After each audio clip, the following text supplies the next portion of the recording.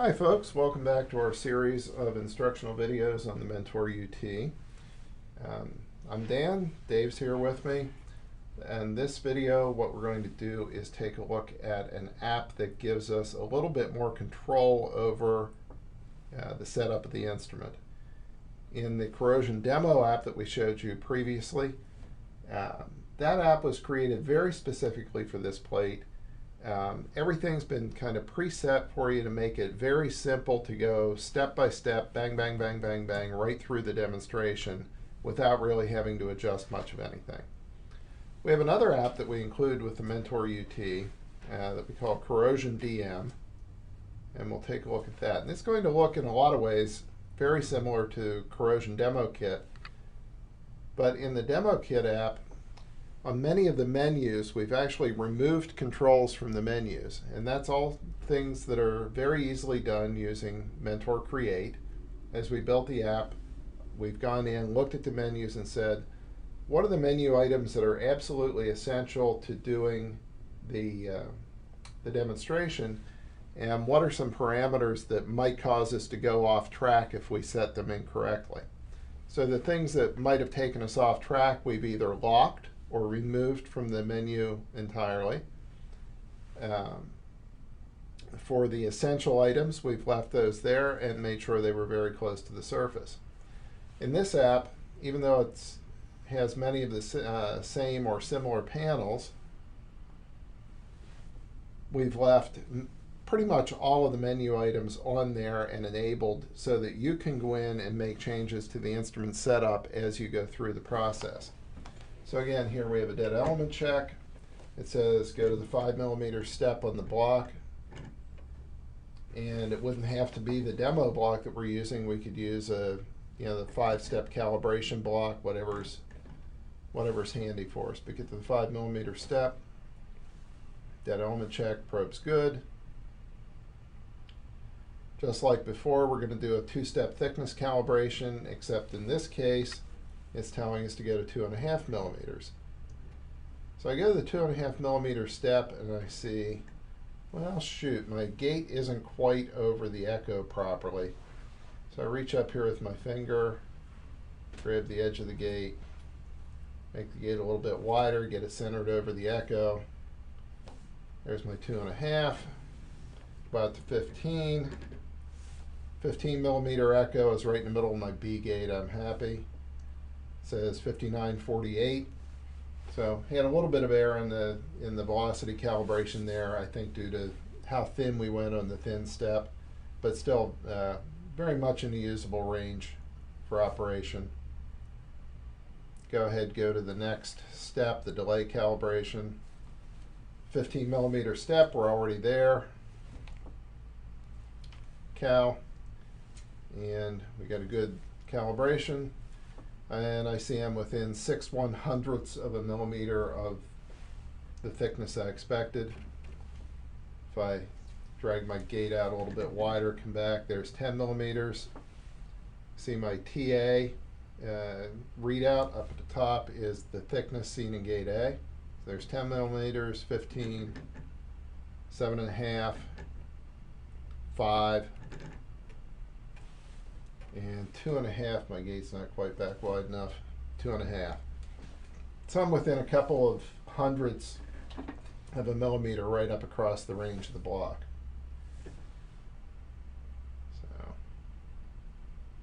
So with TCG, if you recall from our earlier video, the Corrosion demo app has a 5-point TCG curve. Maybe we want to have a few less points in the curve. So if I come up here to my amplitude menu, A-scan menu, come down here, I see a couple of items related to TCG. I have number of TCG points right now set to 5. Let's just change that to 3, because maybe I only have a 3-step wedge available to me, so that's what I'm going to have to use. And then right now, the first TCG point was set to a distance of 2.5mm. So I have the point number and the distance. So let's go to point 2. .2 expects to be at 5 millimeters, and let's say just for the heck of it I want to make that 7.5. So I change .2 to be 7.5. .3 was 7.5, and I want to make that 15. Okay. And if I go back to .1, .1 was 2.5. So I'm going to do 2.5, 7.5, and 15 millimeters as my steps for my TCG curve. So at this point, I can close that menu. And I hit calibrate to start the TCG calibration. It says take me to 2.5 millimeters, so I go to that step. There we go, go to 7.5 millimeters. Take some gain out. Good there, go to 15 millimeters. And now I have a TCG curve, so if I watch, there's 15 millimeters, I'm right at 80%.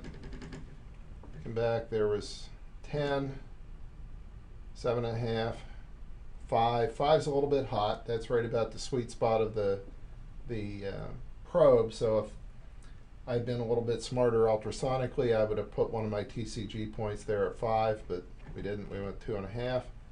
But there's 2.5 right at 80%.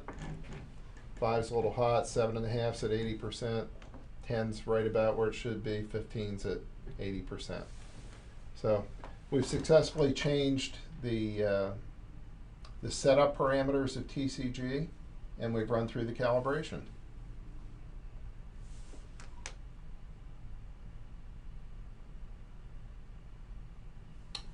Next step, just like before, is auto 80. I'm going to find that 11 millimeter notch. It's right there, 80%.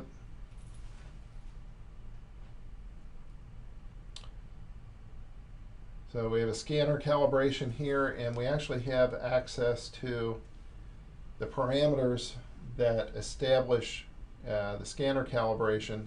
Scan axis length is how far are we going to move the encoder this way during the calibration. Index axis length, how far are we going to move it this way? Okay, so from the notch on the left of the gantry to the notch on the right, we've preset to be 105 millimeters. That's correct for this this gantry system, and we have notches or lines scribed on our demo block 5 inches or 127 millimeters apart. Again, if you were going to calibrate the scanner on, say, a measured 1 meter of your desktop, you would set that set this parameter to be 1 meter. We're going to leave it set to 127 millimeters. And just like before, we moved to 0, 0 cal. Move it to our other line that way and that way. And go back to 0, 0. A little problem setting my system up here. And now we're all calibrated. And next we go to our scan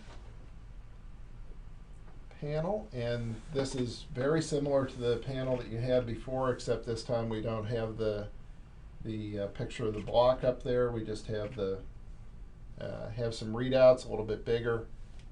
All the views are spread out just a little bit better. And again, I can hit record.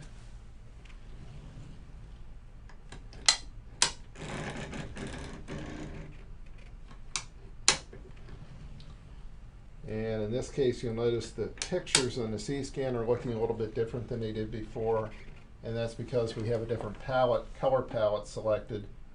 So I'll stop my acquisition, come in here to the appearance screen, or menu. And I have the traffic color palette selected. In this case, this is a nice palette for thickness scanning, because red is thin, green is thick, real easy to tell good area from bad area, but it's very you notice we just have a red, green, and yellow area of the palette. There aren't the smooth gradations of color that we saw in some of the others. Let's see, if we go to rainbow, we can see smoother gradations of color. Grayscale, for those of you who are radiographic inspectors, this might be a very intuitive and convenient palette for you. You know, dark areas are thin, bright areas are thick, you know, just like an X-ray, piece of X-ray film. So we had the traffic palette. When you're in the traffic palette, the time of flight color range is a very useful feature. You notice it's a dual control, and it's setting the upper and lower ends of the cutoff for the palette. So you'll notice if I move the start up, it's considering thicker and thicker areas of the scan as too thin or red. You notice the red on the palette here is changing. I can bring the green areas down as well. So you notice by shifting those two controls around and moving them closer together, I can make less of it yellow, less of an uncertain band. If I lock the two sides together, I can now move that down and set a thickness threshold where I start to be worried. So if I have a nominal 15 millimeter thick plate, and all I'm really worried about is seeing the areas where I'm thinner than, say, 4 millimeters, I can use a palette like this and set my threshold to about 4 millimeters, and you see my 2.5 step is really showing up. Some other holes and corroded areas of the plate are really showing up. So you can start to use these color palettes and these thresholds to your advantage to very rapidly spot trouble within a scan. Okay? So I think that concludes this episode. Thank you for joining us. Again, this is Dave and Dan for GE Inspection Technologies.